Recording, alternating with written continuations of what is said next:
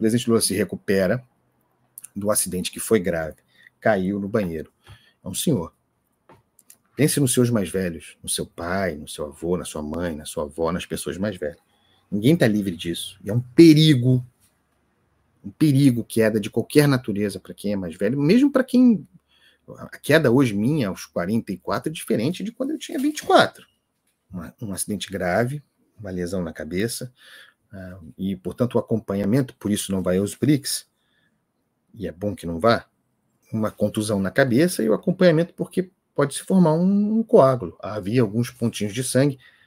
Trabalhará hoje normalmente do Alvorada, não do Planalto.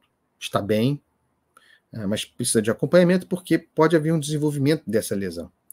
Então, está marcada, agendada para hoje, um novo exame. Quero falar sobre a questão, para terminar o programa, sobre a questão etária, sobre a exploração da questão etária e a exploração do efeito Biden, conforme vimos nos Estados Unidos. O presidente Lula tem 78 anos, fará 79 anos, se eu não me engano, nesse próximo fim de semana, no domingo. Disputará a eleição em 2026, chegará à eleição em 2026, não sei se ele disputará, mas acredito que sim, com 80 para 81 anos de idade, certo? Ele fará 79 agora, no final de 2024, 80 no final de 2025, 81, é isso? No final de 2026, mas aí já depois da eleição, ou pela altura do segundo turno das eleições. Não sei se você percebeu, vou deixar de lado a baixaria e os desejos de morte, as expressões de ódio diante de um acidente contra o presidente da República do Brasil. O acidente contra o presidente da República do Brasil, qualquer que seja, é péssimo sempre. E péssimo sempre será um acidente contra um cidadão, uma pessoa, um indivíduo. Independentemente de quem seja, das discordâncias que haja, pelo amor de Deus. O presidente sofreu um acidente grave. Desde então, os seus adversários mais habilidosos têm explorado o que se pode chamar de efeito Biden, né? Eu estou tratando disso aqui para, trocando ideias com vocês, chamar a atenção de todos para que a gente observe essa narrativa e como ela será constituída, concordando ou não com ela, certo? A questão do Biden nos Estados Unidos se tornou insustentável, mas Lula não é Biden, não está no lugar de Biden, né, no estágio de Biden, certo? Mas a exploração virá.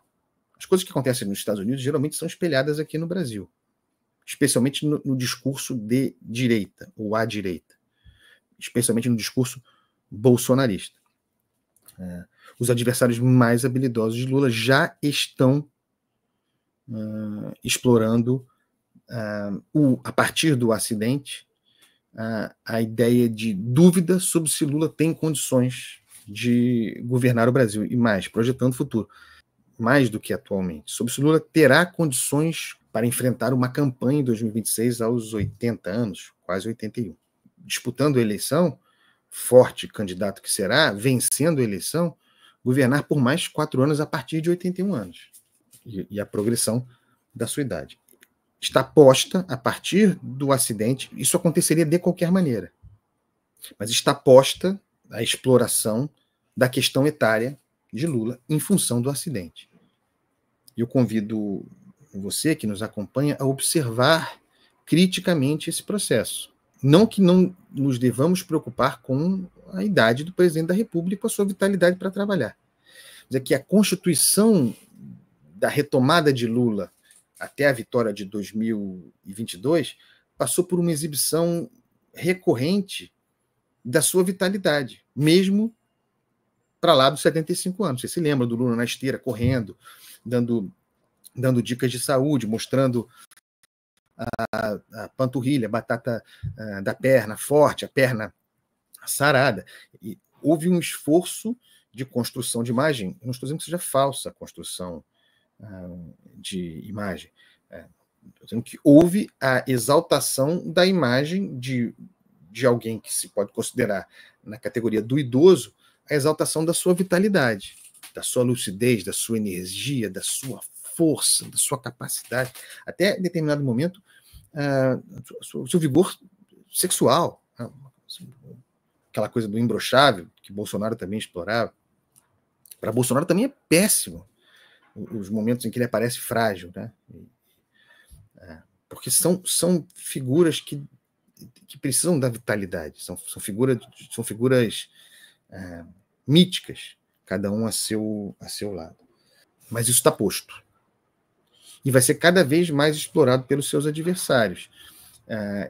E não necessariamente pelos seus adversários, isso aparecerá também progressivamente na imprensa brasileira. Questões sobre o futuro do Brasil governado por um presidente cuja idade avança. Um presidente que, reeleito em 2026, chegará no final do seu mandato com 84 anos. É ano à beça. A gente aqui, com todos os cuidados, porque a discussão etária é importante, merece atenção, mas com cuidado, a gente faz análise do discurso aqui. Eu quero me antecipar, como eu tento fazer sempre, quero me antecipar para oferecer a todos nós um instrumental para observar a exploração desse problema. O problema deflagrador é: o presidente sofre um acidente. Ninguém está livre. Maledicências à parte, maldades à parte, desejos mortais à parte, ninguém está livre de sofrer um acidente. Quanto mais velho, mais perigoso fica. Bater a cabeça é uma coisa grave.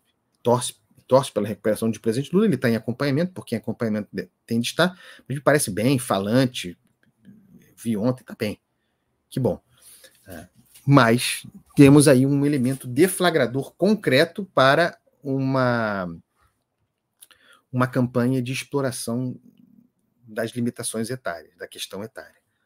E a gente aqui no programa se antecipa para mostrar isso. Convido vocês a dar uma olhada nos jornais, nos portais, nas redes sociais, influenciadores, cada um à sua maneira, uns com maldade, outros apenas fazendo uma reflexão a respeito, como surge essa questão da exploração do acidente de Lula, já num tom de campanha, no caso dos adversários, para liminar a imagem de vitalidade e associá-lo a Biden. Nós veremos cada vez mais, isso já acontece, mas a partir do acidente, da concretude desse acidente, veremos cada vez mais a associação de Lula a Joe Biden, que é uma associação absolutamente forçada, mas em termos de discurso, de exploração, é previsível que isso aconteça. E por que é, pensando eleitoralmente, né? Por que se faz isso? Claro, para enfraquecer Lula. Mas é mais do que isso. Porque não há alternativa a Lula na esquerda. Então, para os seus adversários, em qualquer espectro, minar Lula, enfraquecer Lula, é enfraquecer completamente, ou quase completamente, o campo da esquerda. Porque Lula não tem sucessores. Lula não há alternativa no campo da esquerda. Então, enfraquecer Lula, minar Lula, tentar tirar Lula da jogada, significa franquear um campo.